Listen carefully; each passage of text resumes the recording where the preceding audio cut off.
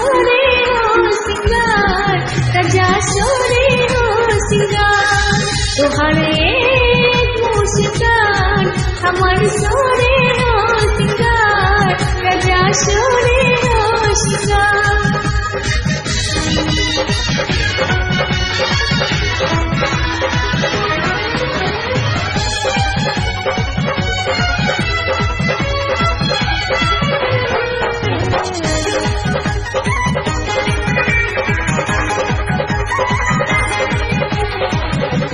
तोहरा से बाते राजा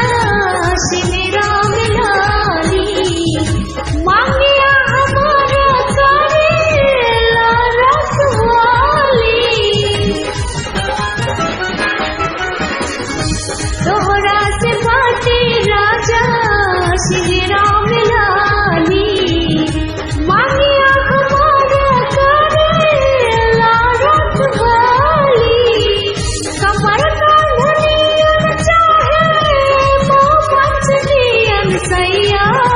सब बात हार तोहरे एक मुस्कान हमार सोरे हो सिंगार राजा सोरे हो सिंगार तोहरे एक मुस्कान हमार सोरे हो सिंगार राजा सोरे हो सिंगार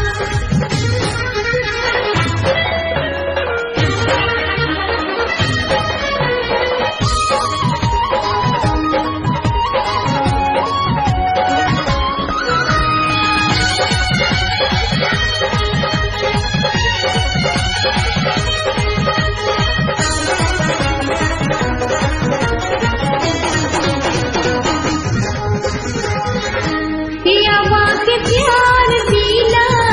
सब अधूरा संग भैया से देखल हो जल पूरा दियावा के प्यार दीना सब अधूरा संग भैया से देखल हो जल पूरा चढ़ल